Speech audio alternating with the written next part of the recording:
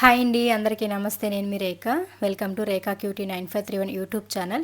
Friends, అందరూ బాగున్నారా? నేనైతే చాలా బాగున్నాను. ఐ హోప్ మీరు కూడా బాగున్నారనేసి అనుకుంటూ ఉన్నానండి. ఫ్రెండ్స్, ఇంకా ఈరోజు అయితే ఒక evening to night routine blog అయితే మీతో షేర్ చేసుకోబోతున్నాను. సో రొటీన్ బ్లాగ్ అంటే మీకు రొటీన్గా ఉండదులేండి. కొంచెం సడన్గా అమ్మ వాళ్ళ ఇంటికి కూడా మేము వెళ్ళాల్సి వచ్చింది. అమ్మకైతే హెల్త్ బాగాలేదనమాట. సో దాంతోపాటు ఇంకొక పని కూడా ఉంది, ఒక ముఖ్యమైన పని. సో 2 years నుంచి అది పెండింగ్ పడిందనమాట. సో అది కూడా ఇంకా ఈరోజు అయితే అమ్మ వాళ్ళ ఇంటికి వెళ్ళి 2 పనులు అయితే చూసుకొని వద్దామని చెప్పి అనుకుంటున్నాం. సో ఇంకా పెద్దమ్మాయి అయితే ట్యూషన్కి వెళ్ళిపోయింది. చిన్నమ్మాయి బ్యాగ్ ఇక్కడే ఉంది. సో తనని డాన్స్ క్లాస్కి పంపించాం కదా, ఆయన అయితే 6కి తీసుకెళ్లి బ్యాగ్ని తనని ట్యూషన్లో వదిలేసి వస్తారు.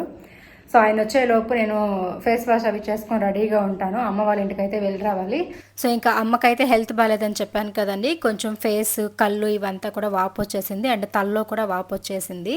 బాగా ఇచ్చింగ్ వచ్చేసి కొంచెం ఏదో ఎఫెక్ట్ అయ్యిందిలేండి. సో అది ఏంటని చెప్పి నేను ఇంటికి వెళ్ళి మాట్లాడుకొని కనుక్కొని వచ్చిన తర్వాత మీకు చెప్తాను.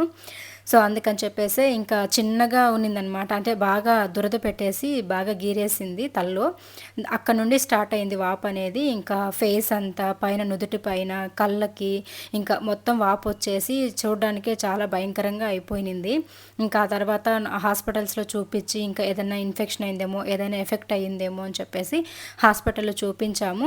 సో చూపించిన తర్వాత ఇప్పుడు అంతా తగ్గి కళ్ళ దగ్గర మాత్రం వాపు ఉన్నిందనమాట. నాకు తెలిసిన ఒక గురువు గారు అయితే ఉన్నారండి. ఈ గురువు గారు చెప్పినట్లుగా జరుగుతుంది. మా సమస్యలు కూడా ఎన్నో పరిష్కరించుకున్నాం.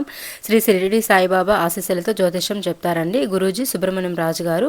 మీరు కాంటాక్ట్ అవ్వాల్సిన ఫోన్ నెంబర్ 9110576660. మీకు ఎలాంటి సమస్యలు ఉన్నా పరిష్కారం చేస్తారండి. అలాగే ప్రేమ, పెళ్లి, విద్య, ఉద్యోగం, వ్యాపారం, భార్యాభర్తల మధ్య సమస్యలు, ప్రేమించిన వారి దూరం అవ్వడం, ఎన్ని సంవత్సరాలైనా పెళ్లి ముడిపడిపోవడం, సంతానం లేకపోవడం, విదేశీ ప్రయాణాలు, అప్పుల బాధలు, ఆర్థిక సమస్యలు, ఆస్తి తగాదాలు, ప్రత్యేకంగా స్త్రీ పురుషులకు ఎలాంటి గుప్త సమస్యలకైనా 100% ఖచ్చితంగా పరిష్కారం చెప్తారండి. సో నేను పదే ఈ గురువు గారి గురించి మీకు ఎందుకు చెప్తున్నానంటే కనుక మాకున్న ప్రతి సమస్యల్ని కూడా గురువు గారు ఎంతో అద్భుతంగా పరిష్కరించారు కాబట్టి సో నేను మీకు కూడా షేర్ చేస్తున్నాను. నమ్మకంతో మన గురువు గారికి ఒకసారి కాల్ చేయండి. మీరు ఎలాంటి సమస్యలు ఉన్నా ప్రతి సమస్యకి పరిష్కారం పొందండి. ఇంకా అమ్మ వాళ్ళ ఇంటికి అయితే మేము బయలుదేరేసాం కదా. సో బయలుదేరడానికంటే ముందు ఈ శారీస్ అయితే నేను శారీ కుచ్చులు కట్టడానికి అయితే ఇచ్చున్నానండి. అవి అయితే వచ్చాయి. సో వాటిని కూడా మీకు చూపిద్దామని చెప్పేసి అయితే ఇక్కడ చూపిస్తూ ఉన్నాను. పలంనేరులోనే మనకు ఇంతకుముందు మనం ఒక హౌస్లో రెంట్కున్నాము. ఆ హౌస్ దగ్గర అయితే మనకి శారీస్కి కుచ్చులు అవి మంచి మంచి డిజైన్స్ అయితే వేస్తారు ఇంట్లోనే.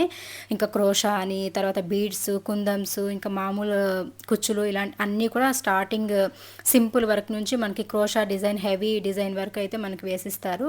ఇంకా అక్కడైతే నేను ఒక 2 శారీస్ ఇచ్చున్నాను. ఇంకా ఒక 2 శారీస్ అయితే ఉన్నాయి, అవి కూడా ఇవ్వాలి. నాకైతే వచ్చండి ఇవన్నీ వేసుకోవడం. కాకపోతే మీకు అందరికీ తెలిసిందే కదా, నాకు ఫుల్ వెన్నుముక ప్రాబ్లం అయితే ఉందని చెప్పి నేను అసలు హాఫ్ అన్ అవర్ కూడా కూర్చోలేనమాట సరిగా ఒక చోట. ఇంకా ఎక్కువ పెయిన్ అయితే వచ్చేస్తుంది నాకు. మెడ దగ్గర నుంచి కింద నడుం వరకు పెయిన్ వస్తుంది. అందుకని చెప్పేసి నేనైతే వేసుకోలేదు. ఇంట్లో కూడా మీరు చూసినట్లయితే చాలా ఉన్నాయి, థ్రెడ్స్ కానీ, బీడ్స్ కానీ, ఇవంతా నేను ఇంతకుముందు వేసేదాన్ని. బట్ ఇప్పుడు ఎవరికి వేసిచ్చేకి కాకపోయినా అట్లీస్ట్ నేనే వేసుకుందామన్నా కూడా కుదరట్లేదు. అదేదో చెప్తారు కదా, చేతికి వచ్చిన విద్యను కూడా నేను ఇప్పుడు డబ్బులు ఇచ్చి మరీ వేపించుకోవాల్సి వస్తుంది. అట్లా ఒక్కొక్కసారి పరిస్థితి ఎలా ఉంటుందో మన చేతుల్లో ఉండదన్నమాట. ఇంక ఈ 2 శారీస్కి అయితే వేపించాను. ఇంకా ఈ 2 శారీస్ కూడా రీసెంట్గానే పర్చేస్ చేశాను. నాకు ఇంకా ఇప్పుడు వినాయక చవితి వస్తుంది, అలాగే నాకు బర్త్డే కూడా వస్తుంది. September 20th నా బర్త్డే అనమాట.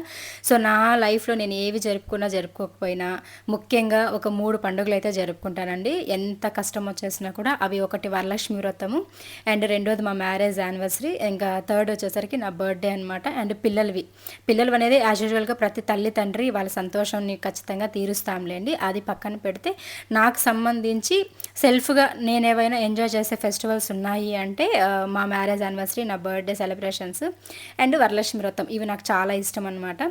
సో అలాగైతే ఇంకా ఈ మధ్య మంచిగా శారీస్ కూడా షాపింగ్ చేశానులేండి. మంచి బ్లౌజ్ డిజైన్స్ కూడా స్టిచ్చింగ్ చేయించుకుందామని చెప్పి అయితే ప్లాన్లో ఉన్నాను. ఇంక ఈ 2 శారీస్ బ్లౌజెస్ కూడా నేను మగ్గం వర్క్కి అయితే ఇచ్చాను. అవి 2 కూడా మీకు నెక్స్ట్ వ్లాగ్లో షేర్ చేస్తానులేండి. రేపటి వ్లాగ్లో అయితే అవి ఇచ్చి కూడా ఒక 1 వీక్ అయిపోతుంది. ఇంకా వాటికి కూడా వేసేసి అయితే మనకి ఇంకొక 2-3 డేస్లో ఇస్తామని చెప్పారు. ఆ లోపల శారీస్కి అయితే కుచ్చులు వేసేసారు కదా అని చెప్పి వెళ్ళి తీసుకొచ్చేసాను. సో ఇవి వచ్చేసరికి 300 పడింది ఒక్కొక్క శారీకి నాకు. 350 చెప్పారు, బట్ నేను 50 లెస్ చేసుకొని ఒక్కొక్క శారీకి 300 ఇచ్చానండి. మనకి బజార్ స్ట్రీట్లోనే ఉంటుందన్నమాట వీళ్ళు శారీ కుచ్చు వేసే హౌస్ అయితేను. ఇంకా అక్కడికైతే వెళ్ళి వీటికి వేపించుకొని వచ్చేసాను. మనము ఎప్పుడు అడిగితే అప్పుడు ఇచ్చేస్తారనమాట. అంటే రేపే కావాలన్నా ఇస్తారు, వర్క్ని బట్టి. సింపుల్ డిజైన్సే కాబట్టి ఇవి జస్ట్ అట్లా కుందమ్స్ ఫ్లవర్స్ లాగా పెట్టి కుట్టారు కాబట్టి ఒక 1 డే 2 డేస్లో ఇచ్చేస్తారు.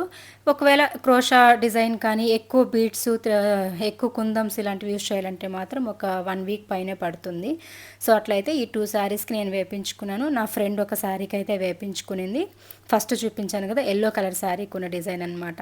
అండ్ ఈ శారీ ఎలా ఉందో నాకు కామెంట్స్లో తప్పకుండా షేర్ చేయండి. ఈ శారీనే కాదు ఇంకొక శారీ కూడాను. సో ఇది మీకు ఇక్కడ లైటింగ్కి ఇలా తెలుస్తుంది కదా, అంటే ఇది డబుల్ షేడ్ అనమాట. మీకు ఇక్కడ గోల్డ్ కలర్ లాగా తెలుస్తుంది ఇట్లా నేను పెట్టుకొని చూపించినప్పుడు. మిగతా అంతా కూడా స్కై బ్లూ అనమాట. అది థిక్ స్కై బ్లూ కలర్కి మనకి గోల్డ్ బార్డర్, అలాగే మెరూన్ రెడ్ లాగా వచ్చిందనమాట. సో ఆ శారీ కలర్ కాంబినేషన్ అయితే. అండ్ ఇంకా ఈ శారీ అయితే నేను చాలా చాలా ఇష్టంగా కొనుక్కున్నాను.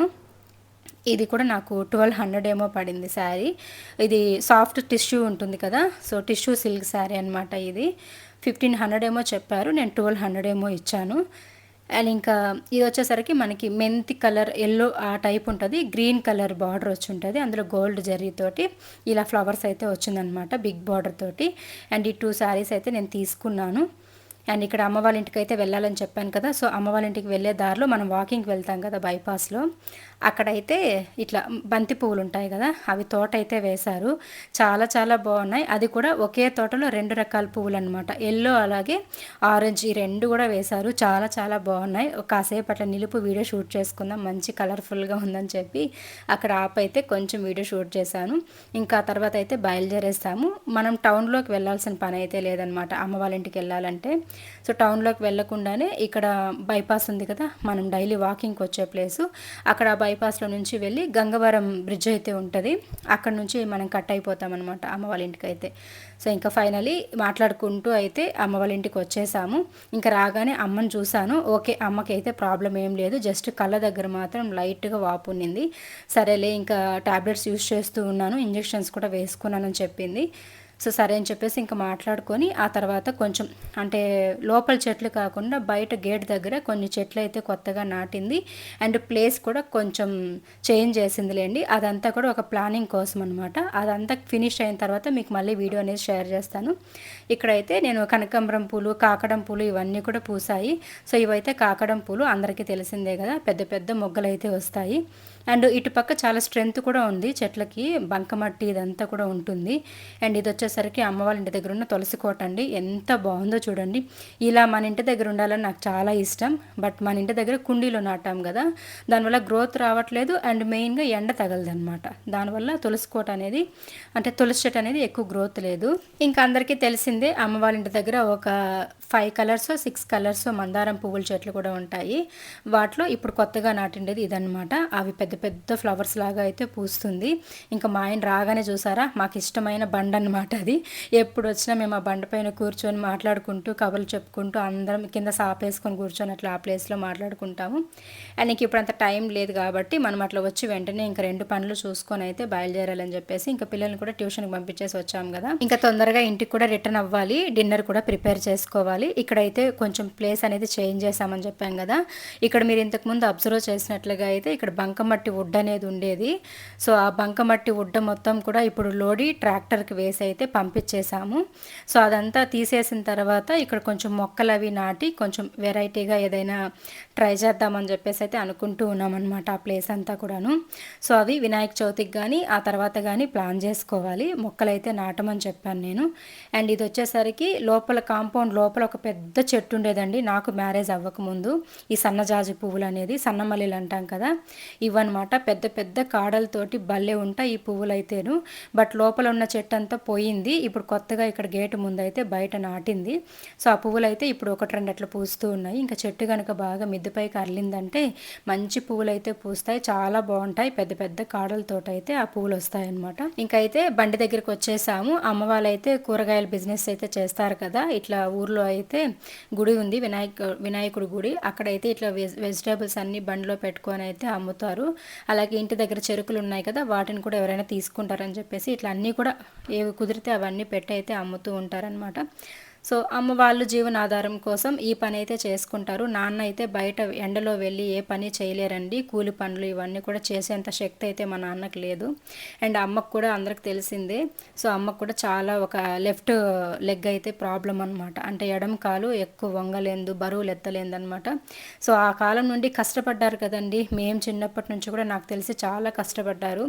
ఆ కష్టపడడం వల్ల ఇప్పుడు వాళ్ళకి రక్తం ఒడిగిపోయే కొద్దీ బాడీలో శక్తి అనేది తగ్గిపోతూ ఉంటుంది కాబట్టి వాళ్ళు ఏ పని చేయలేరు. చూడడానికి బలంగా ఉన్నారు అనుకుంటాం కానీ వాళ్ళ ప్రాబ్లమ్స్ అనేది మనకే తెలుస్తాయి, బయట వాళ్ళకి ఏం తెలియదు. సో అందుకే వాళ్ళకి తగిన పని ఏదైనా ఉండాలి అన్నట్లుగా వాళ్ళిద్దరూ కూర్చొని ఏదైనా ఒక పని చేసుకోగలుగుతారంటే అది ఇట్లా వెజిటేబుల్స్ ఏవైనా సేల్ చేసుకోవడం అనిపించింది.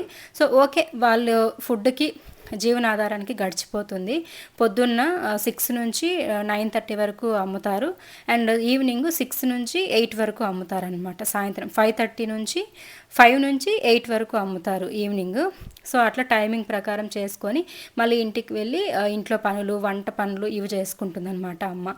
సో అలాగా అమ్మకైతే నాన్న మార్కెట్కి వెళ్ళి వెజిటేబుల్స్ తెచ్చివ్వడము డైలీ అట్లా చేస్తూ ఉంటారు. అండ్ ఇంకా మా స్వీట్కి కూడా మంచిగా బిస్కెట్స్ అవి పెట్టేసి ఇంటికి వచ్చేసాము. హాయ్ అండి, ఇంకా అమ్మ వాళ్ళ ఇంటి నుండి అయితే ఇంటికి వచ్చేసాము. సో ఎందుకు వెళ్ళామంటే నేనైతే వినాయక చవితికి మొక్కుకొని ఉన్నాను అనమాట. సో ఆ మొక్కు తీర్చుకుందామని చెప్పి, అంటే ఫెస్టివల్కి అన్నదానం చేపిద్దామని చెప్పి మొక్కుకొని ఉన్నాను వినాయక చవితికి. ఇంకా మనకి September 7th వినాయక చవితి కదా, ఇంకా 10 డేసే ఉంది. సో అందుకని చెప్పేసి ముందుగా అయితే ఇవ్వాలని చెప్పారనమాట, కనుక్కుంటే పెద్ద మనుషుల్ని. సో అందుకని చెప్పేసి ముందుగా అయితే వెళ్ళేసి ఈరోజు అమౌంట్ అయితే పే చేసేసి వచ్చేసాను. నా మొక్కు అయితే నేను చెల్లించుకున్నాను అనమాట. అంటే 5,116 ఇస్తానని మొక్కుకొని ఉన్నాను. 5,000 అన్నదానానికి ఇచ్చాను. 116 రూపాయలు అయితే హుండీలో వేసేసి దేవుడికి దండం పెట్టుకొని అయితే వచ్చేసానమాట. ఇంకా ఆ మొక్కు అయితే తీరిపోయినట్లే. ఇంక వినాయక చవితికి అన్నదానం చేపించేస్తారు. సో నెక్స్ట్ అయితే ఇంక ఇప్పుడు రాగానే వంటకైతే ఏం చేయాలని ఆలోచిస్తూ ఉన్నాను. ఇంక మధ్యాహ్నం చేసిన వంకాయ పప్పు పులిహోర అయితే ఉంది. దానికి చపాతీ చేసేసుకుందాంలే. చపాతీ కాంబినేషన్గా ఏమున్నా తినేస్తారు మా ఇంట్లో. సో అందుకే చపాతీ చేసేసి మధ్యాహ్నం వంకాయ పులిహోర అయితే పెట్టేద్దామని చెప్పి వేడి చేస్తూ ఉన్నాను. సో వెళ్ళైతే ఇంకా పిండి కలిపేసుకుందాం పదండి. సో వెళ్ళింది 2 పనులకి అని చెప్పాను కదండి. ఒకటైతే ఇంక ఇట్లా వినాయక చవితికి మొక్కునుంది, అది తీర్చుకోవడానికి అమౌంట్ అయితే ఇచ్చేసి వచ్చాను.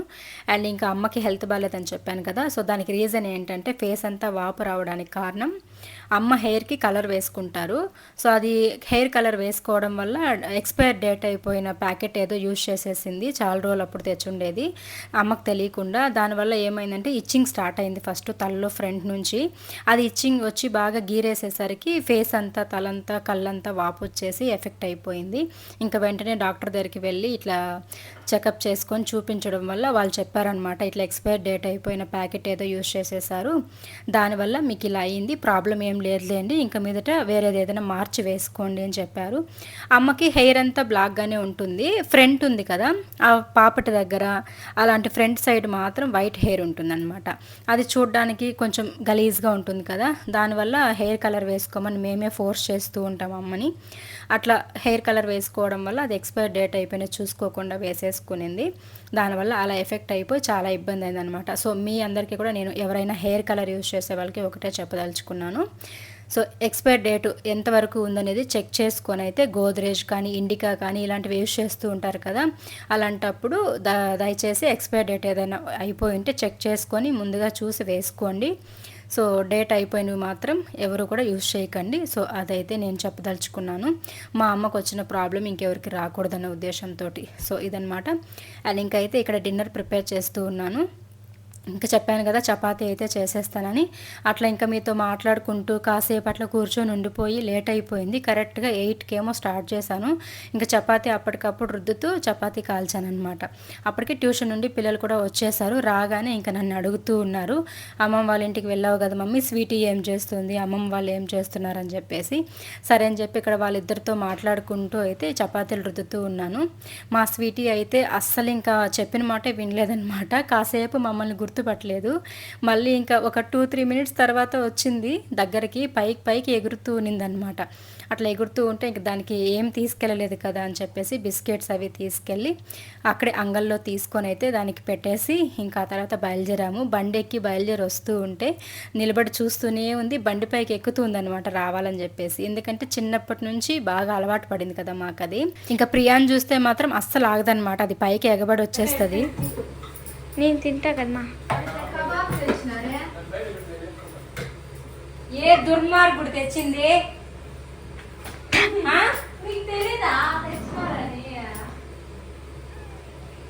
ఎట్లా తెస్తారు నేను తినే రోజు? తినేమో ఈరోజు కదా. నేను ఈరోజు మంగళవారం నేను తిన్నాను తెలుసు కదా. ఈరోజు కబాబ్ ఎవరు తీసుకురమ్మన్నారా? నేను తిన్ను, కావుడు ఎత్తినప్పుడు నుండి మొక్కునేసిండా. కావాల్సిన తెచ్చుకుంటారు మీరు. ఏం కదా తినేసి మమ్మల్ని దేవుని మొక్కులు పెట్టుకోమా, అది మేమే తింటాం. అయితే మళ్ళీ వేరే తెస్తావు కదా. ఇంకా ఇక్కడైతే దేనికి అరుస్తూ ఉన్నానంటే వాళ్ళు చికెన్ కబాబ్ అయితే తీసుకొచ్చుకున్నారండి వస్తూ ట్యూషన్ నుండి. మంగళవారంలో నేను తిన్నాను ఆల్రెడీ చెప్పాను, అయినా కూడా వాళ్ళు మర్చిపోయి తీసుకొచ్చేసారు. బట్ నేను తిన్నాను చెప్పి ఎందుకు తెచ్చారు, నేను తినని రోజు అని చెప్పి గొడవ పడుతూ ఉన్నాను అక్కడ. సో ఇదండి ఇంక ఈ రోజు వీడియో అయితే. నచ్చితే మాత్రం తప్పకుండా లైక్ చేయండి, షేర్ చేయండి, కామెంట్ చేయండి, అండ్ నచ్చితే సబ్స్క్రైబ్ చేసుకోండి. Thank you friends.